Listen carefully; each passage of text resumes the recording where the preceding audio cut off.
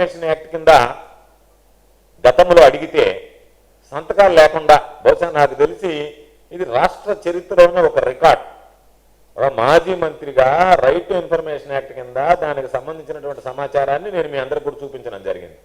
Right to information act కింద సమాచారం అడిగితే దానిని ఎక్కడా కూడా సంతకాలు లేకుండా, సర్టిఫైడ్ కాపీ లేకుండా ఊరికే కవరింగ్ లెటర్ మీద సంతకం పెట్టి అసలైనటువంటివన్నీ, దోపిడీకి గురైనటువంటి పనులన్నీ పక్కన పెట్టి అక్కడక్కడ కలిపెట్టినటువంటి పనులు మాత్రం జాబితా ఇచ్చేటువంటి పరిస్థితి వచ్చింది. అందుకే దీని మీద సమగ్రంగా ఎక్కడా కూడా దర్యాప్తు అవసరం ఉంది కాబట్టి, దాన్ని పట్టించుకోవటం లేదు కాబట్టి దాని మీద సమగ్రమైనటువంటి విచారణ జరపండి అని చెప్పి అన్ని విషయాలతో ఎక్కడెక్కడ ఎన్ఆర్ఈజీఎస్లో ఏమేమి వర్క్స్ ఇచ్చారు, వివిధ పద్ధతుల కింద ఏమేమి ఇచ్చారు, ఎక్కడా పనులు చేయకుండా డబ్బులు డ్రా చేశారు, ఏ విధంగా దోపిడీ జరిగిందనేటువంటి దాని మీద మీరు పూర్తి స్థాయిలో విచారణ జరపండి అని చెప్పి కోరాం. దాని మీద దొంగ అన్నట్టుగా ఏ రోజైతే ఇరిగేషన్కి సంబంధించి దొంగ బిల్లుల డ్రామా మొదలైందో చంద్రమోహన్ రెడ్డి మా మీద దాడి చేయడం మొదలుపెట్టాడు. అందుకే చెప్పా, మీకు దమ్ము ధైర్యం ఉంటే సిబిఐ విచారణకి సిద్ధం అని చెప్తే దాని గురించి పట్టించుకునేటువంటి పరిస్థితులు లేరు. కాబట్టి ఇప్పటికి కూడా నా ఛాలెంజ్ అదే విధంగా ఉంది. 2019 నుంచి 2024 వరకు జరిగినటువంటి పనుల మీద విజిలెన్స్కి ఆదేశించున్నారు. అదేవిధంగా 2024 జరిగినటువంటి పనులకు కూడా విచారణకి విజిలెన్స్కి ఆదేశించేటువంటి దమ్ము ధైర్యం మీకుందా అని అడుగుతున్నా.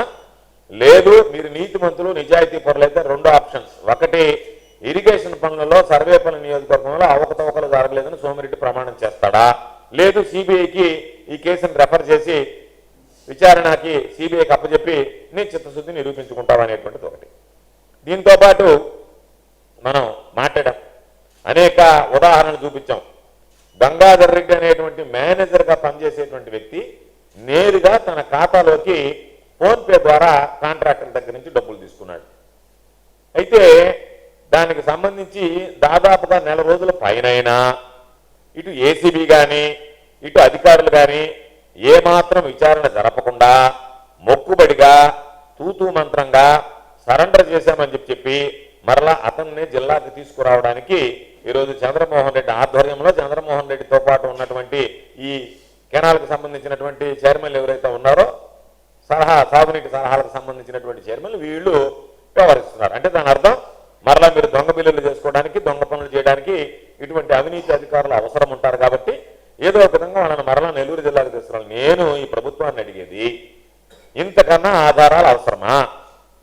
మీ పేరుతో ఏదైతే గంగాధర్ రెడ్డి ఉందో గంగాధర్ రెడ్డి పేరుతో, వాళ్ళ కొడుకు పేరుతో, వాళ్ళ బంధువుల పేరుతో ఏ విధంగా వచ్చిందనేటువంటి ఆధారాలతో సహా ఇచ్చిన తర్వాత అక్కడి నుంచి ఒక జేడీ స్థాయి అధికారి వస్తే మీడియా వెళ్ళి అడిగితే నేను ప్రాథమిక స్థాయి విచారణ ఏంటి, ఆఫీస్ చూసుకోవడమా, ఏ విధంగా ఉంది ఆఫీసు, ఏ విధంగా తీసుకుంటున్నారనేటువంటి దాన్ని క్లూస్ టీమ్ లాగా వచ్చిపోవడమా?